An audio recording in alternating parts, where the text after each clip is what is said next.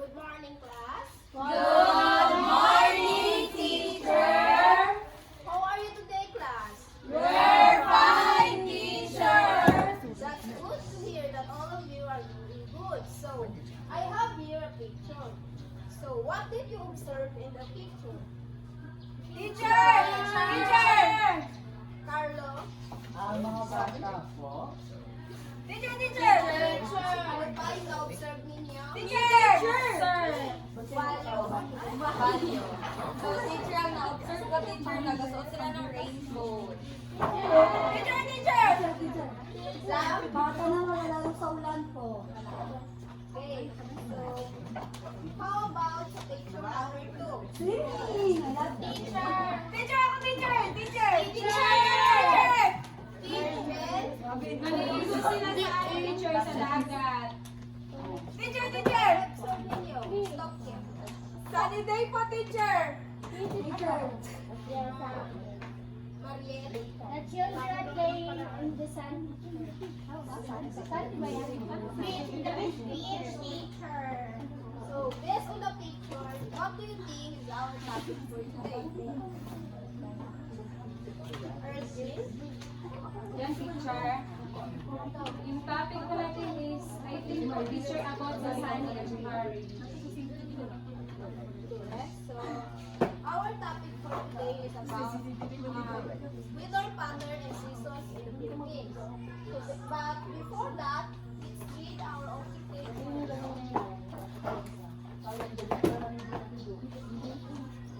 The count of 1, 2, 3.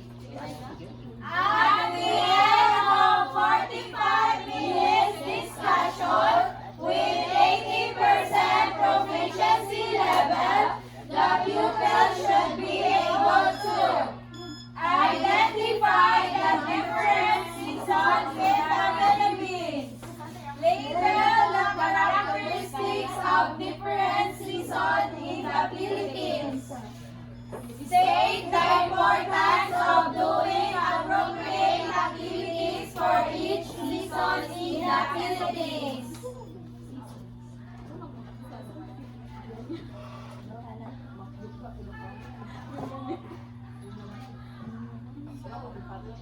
Our topic for today is all about patterns, weather patterns and seasons in the Philippines. So, there are two weather patterns in the Philippines. What do you think is this? Any idea? Yes, teacher. Dry season and rainy season. Rainy season po, teacher.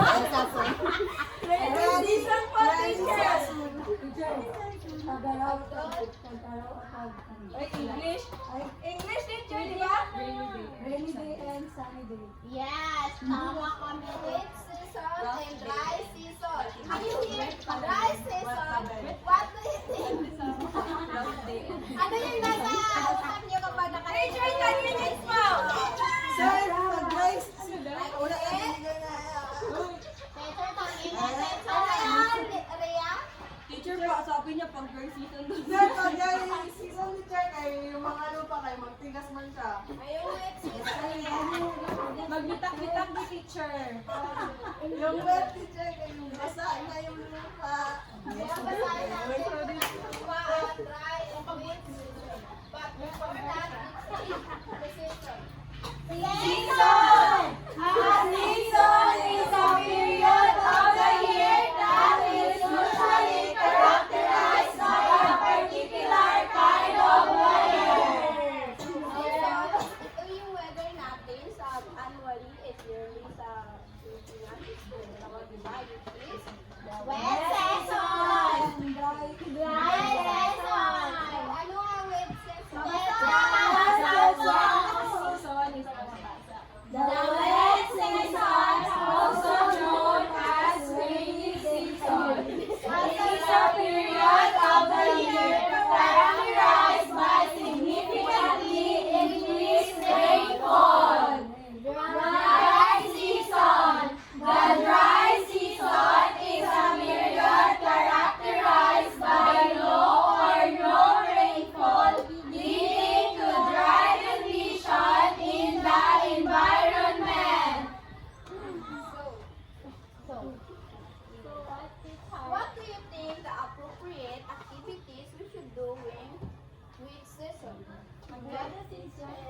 Teacher!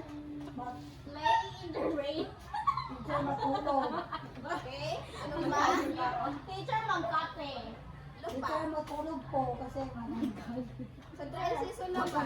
Teacher, maglaro tayo sa church! Playing kay teacher. Ano pa? Teacher! Teacher! Maglaba po, teacher! I think that all of you understand our topic. So, I will group you into two groups. This will be the group 1 and this will be the group 2. So, choose your representative and group 1. Ikaw ba, pinaka-energetic ko, so ikaw mag-answer.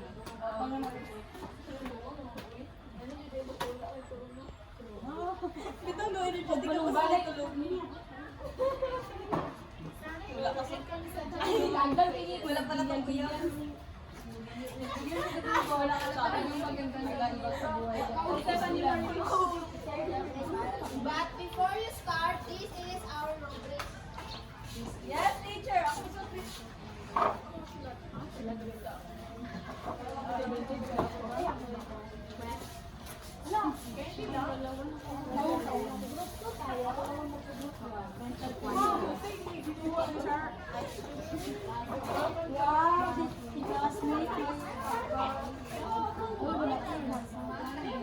Masarap naman na pala.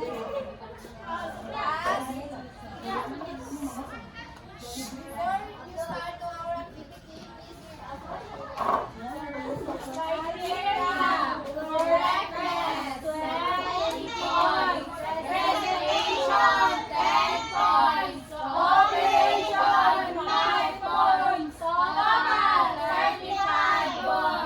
I will give you 5 minutes to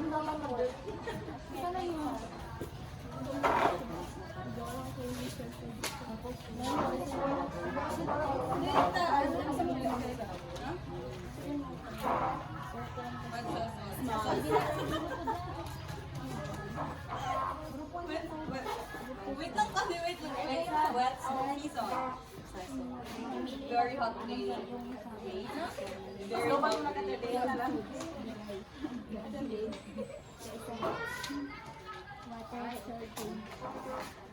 Melon. Ibaliktad mo na. Ito na, oh, ayaw pa. Tapos, very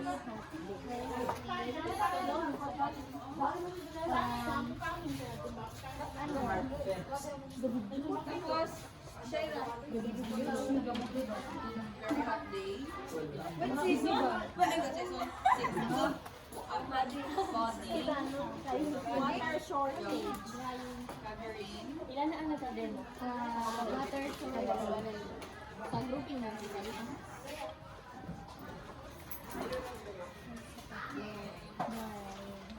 Water shortage. Cold.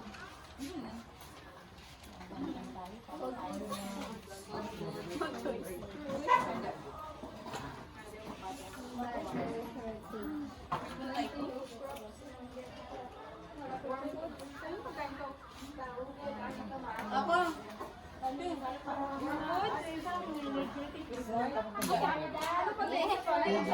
God po! Teacher Maureen, nauna kami.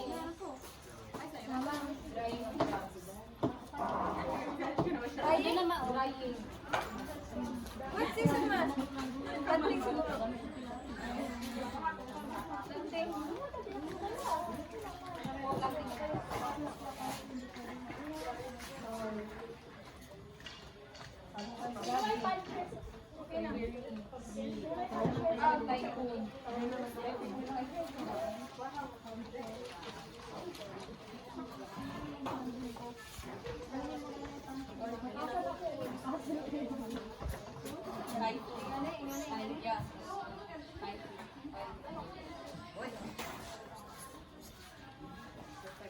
Perfect.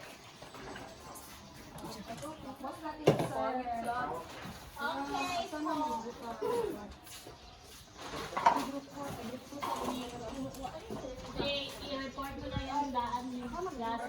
Who will be the representative of the teacher? So our class is about the dry season. So ito yung mga activity na ginagawa during dry season. So dry season, naglililag ng mga alay and others. And very hot days, of course, it's dry season, syempre. Very hot days, yan. And cold days. So, every mainit ang araw, we need to get or drink a cold food. And syempre, during dry season, ang effect niya is water shortage. The word that which is in the box. Picture. Thank you for okay. How about the group 2? May choice ka ba?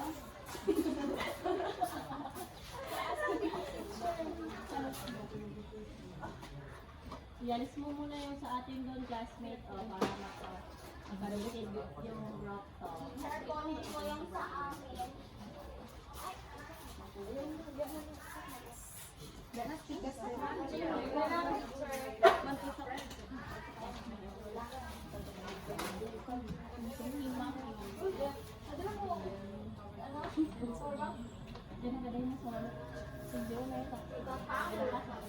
Hey, good morning. Ang sabi ko, why na naman? West season. Number 1 is planting, laboring, warm foods, planting of crops, frequent typhoons. Yun lang po.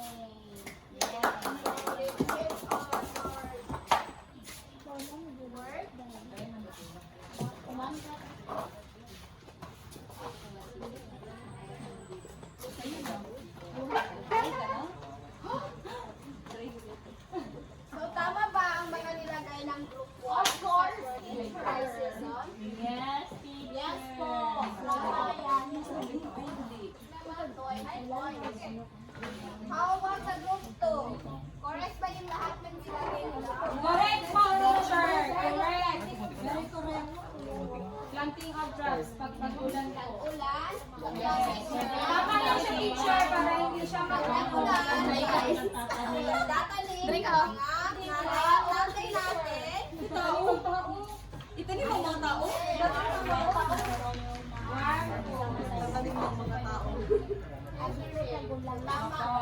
Yes, tama, teacher. It's correct, teacher. Very appropriate. Ang presentation niya ng group 1, may presentation. Yes, Teacher. Easy, wala pa yan. How about the group 1? Ay, group 2. Yes. Yes. The presentation is very Latina. So, all of you got 35 points. Yay!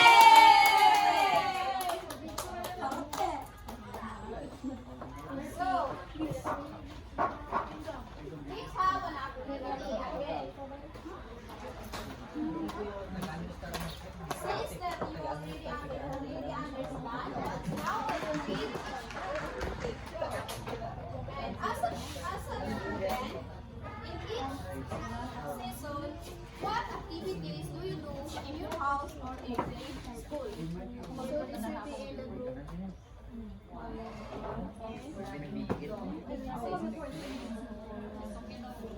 Dry season yung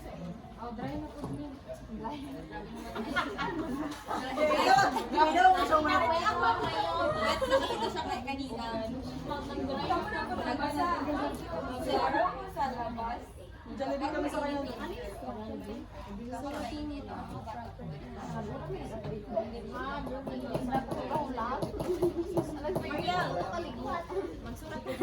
Sulat ka naman. So ano ba yung ginagawa?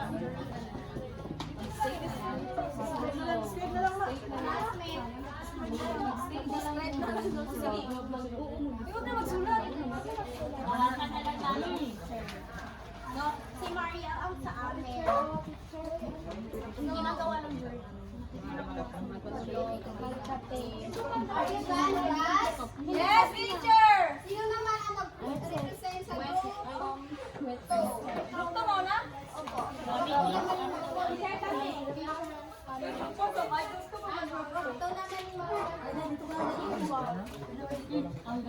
Good morning, everyone.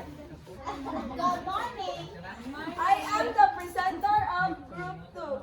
So, ang nakuha namin is dry season. So, sa dry season po, pwede po tayong maglaro sa labas, tapos magpalipad po ng saranggola. Yay! Group naman. Sino Good morning, classmate. Ang aming class ay ano ang pwedeng gawa pag rainy day. So, ang first sa amin is siyempre matulog. Masarap matulog kasi malamig. Ang ganda naman kasi pag umuulan, siyempre sila nanay at tatay pwede na sila magtayo ng mga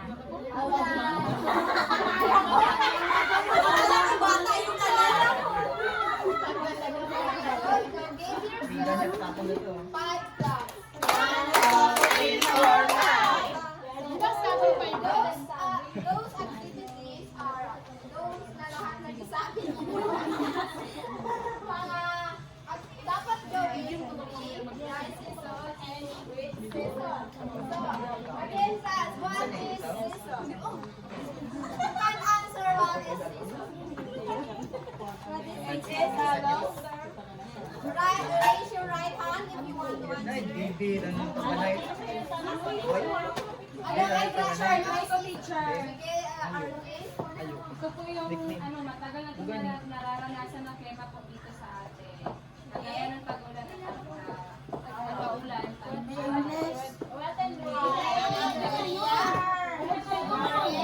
Season is a period of the year that is usually characterized by a particular type of weather. So, very good. So, ano naman ang two seasons? Teacher! Me, teacher! Stephanie? Dry and wet season for teachers. Can you repeat it abroad? What is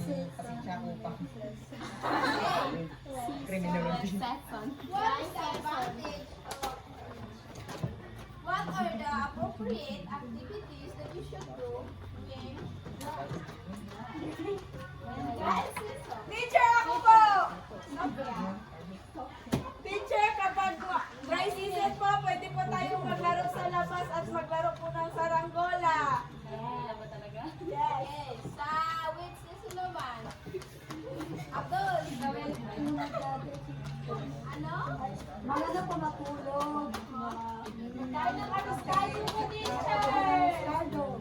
Dahil ng alas-kaldo para hindi mo naglamit.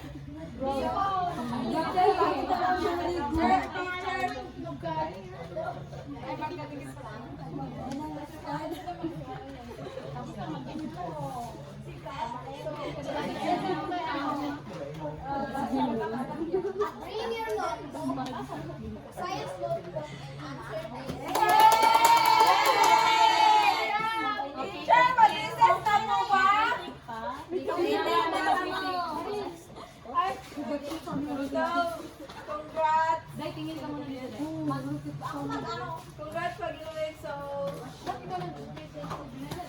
ano lang yung sa akin, yung boses mo lang dahil pwede pa nakasan. Yun lang.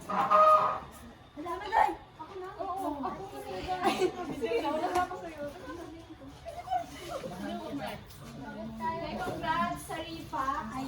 The good point is, ang boses mo is rinig hanggang sa likod. Then, well-groomed naman si teacher. And,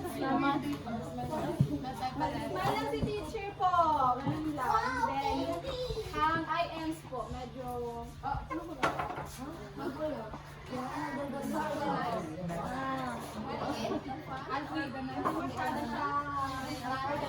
Hindi ko na